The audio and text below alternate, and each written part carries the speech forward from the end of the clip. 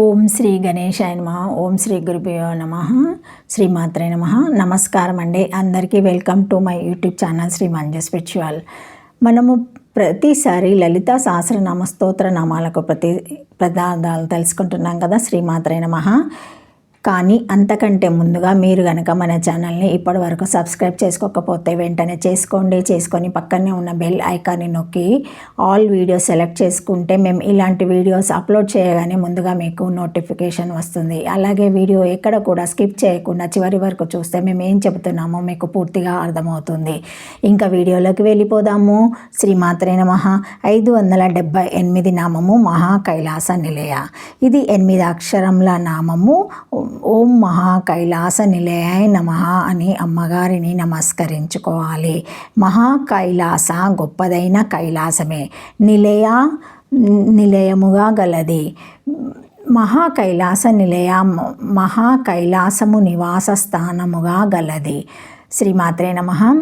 మహా కైలాసో నామ కైలాస దతాదివ పరతో లోక పరమశివ అవస్థస్థానేయ శివ పురాణోద్ధో ప్రసిద్ధ పూర్వాన మోక్తో అభేద భావన విశేషో వా కైలాస ఏతాత్కాలసజ్ఞం పదం అకుల పదం బిందురూపీ స్వరూపీ ఎత్రస్తే దేవదేవ ఇత్యది త్రిపురాస్తరోక్తే బ్రహ్మరంధ్రస్థ సహస్రమేవ వా కైలాసః వర్షిణ్యాదేవతాత్మ నిత్య తదాత్మకాయ ప్రసారాంతోపేక్ష ఉత్తమతత్వత్ మహాంస ఏవ నిలయయాస్య. శ్రీమాత్రే నమః. మహా కైలాస లోకము నివాసముగా గలది. కైలాస ప్రస్థారమే నివాసంగా గలది. సహస్రారమే నివాసంగా గలది. కైలాసము కంటే మిక్కిలి పరము దూరముగా మహా కైలాసమును లోకమున్నది. ఆది పరమశివుని నివాస సామాని శివపురాణాదులో ప్రసిద్ధంగా గలదు. లేదా మాతృక వర్ణరూపిణి నామంలో మాతృక వర్ణములను శ్రీచక్రంగా భావించుట కైలాస ప్రస్థారమని చెప్పబడినది. పూర్వనామము యొక్క అర్థంతో అభేద భావనయే మహా కైలాసము. అట్టి నివాసముగా గలది. ఈ కైలాస ప్రస్థారమునకే కైలాస అంగంగలదన్నయు ఆది నిష్కల స్థానమనియు అక్కడ పరమశివుడు బిందు స్వరూపుడై ఉండుననియు త్రిపురాసరణమునందు చెప్పబడింది. బ్రహ్మరంధ్ర సహస్రారము కైలాసము, వైశిన్యాది ప్రస్థారము, తదానాత్మక్య ప్రస్థారము, నిత్యాత్మ ప్రస్థారము మొదలగు ఇతర ప్రస్థారముల కంటే ఇది ఉత్తమమైనది కనుక దీనికి మహాప్రస్థారం అని పేరు కలిగినది. లేదా బ్రహ్మరంధ్రమందున సహస్రారమే కైలాసమని గ్రహించవలెను. ఇట్టి కైలాసమే నివాసంగా గలది. ఇది 8 అక్షరముల నామము. శ్రీమాత్రే నమః. శ్రీమాత్రే నమః.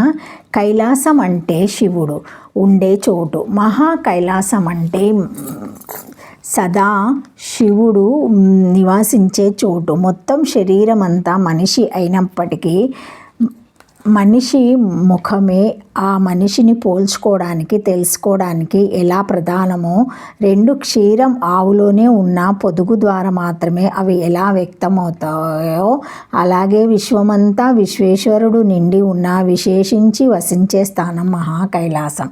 ఈ స్థానము మనలోని సహస్రార పద్మంలోని మధ్య బిందువు, అలాగే శ్రీచక్రంలోని కేంద్రం వద్ద ఉన్న బిందు స్థానము, అలాగే విశ్వంలో తూర్పు ఉత్తరాల మధ్య ఉండే ఈశాన్య దిక్కు, అలాగే మన ఇంటి స్థలంలో శంకుస్థాపన జరిగిన చోటు.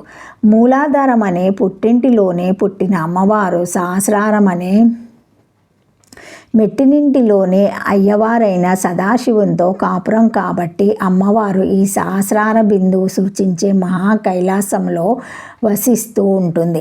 నెమ్మదిగా క్రమక్రమంగా పై స్థాయికి వెళ్ళి తిరిగి మొదటి స్థాయికి చేరుకునే నాదోచ్చరణ సందర్భంలో అత్యున్నత స్థాయిని సూచించేదే మనలో కైలాసము. ఉచ్ఛ్వాసంలో పైదాకా వెళ్ళి తిరిగి నిశ్వాస రూపంలో తగ్గుతూ తొలి స్థాయికి చేరుకుని మనలోని శ్వాస ప్రక్రియలో ఉన్నత స్థాయిని సూచించేదే కైలాసం. ఓం లాను కానీ ఉచ్ఛ్వాస నిశ్వాసాలను కానీ సోహంలను కానీ పటంలో చూపిన విధంగా వరుసగా వాటి దిశలను AOPO భుజాలుగా సూచిస్తే అవి రెండు కలిపిన బిందువు ఓను కైలాసంగా సూచించవచ్చును. ఎందుకంటే అయ్యవారు అమ్మవారు కలిసి ఉండే చోటే కైలాసం కాబట్టి ఉల్లాస విల్లాస హలాద మొదలైన వాటి అర్థమే కైలాసం అవుతుంది.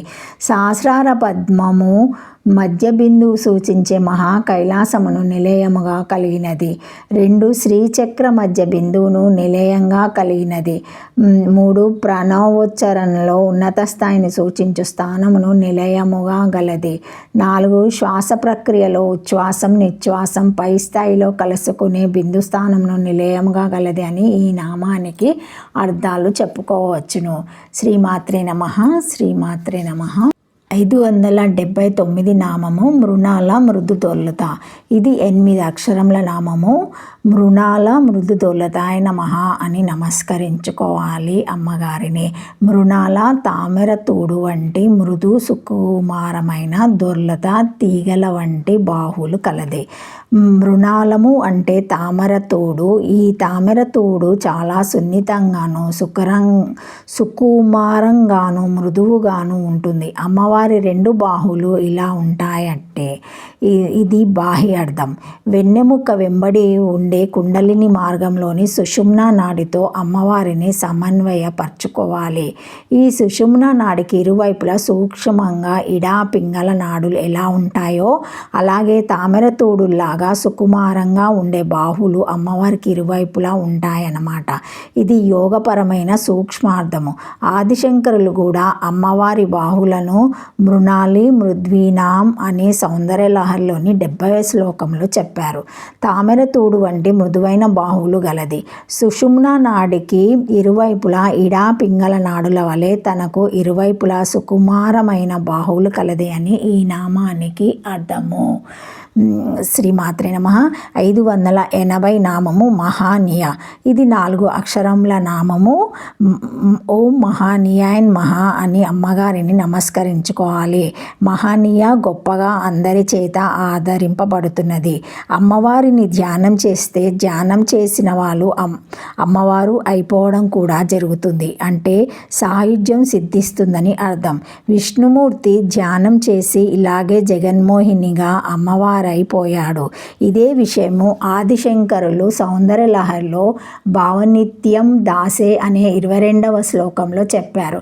తనను ఆరాధించిన వారికి ధ్యానం చేసిన వారికి ఇటువంటి మహత్తరమైన ఫలాన్ని ఇచ్చేది కాబట్టి అమ్మవారు మహానీయ గొప్పగా ఆరాధింపబడుతున్నదని ఈ నామానికి అర్థము. శ్రీమాత్రే నమః. శ్రీమాత్రే నమః. Thank you for watching my video. Please like share comment subscribe to my channel. మరిన్ని వీడియోస్తో మళ్ళీ కలుస్తానండి. ఈ వీడియో మొదటిసారి ఎవరైనా చూసి ఉంటే తప్పకుండా లైక్ చేసి సబ్స్క్రైబ్ చేయండి. Thank you.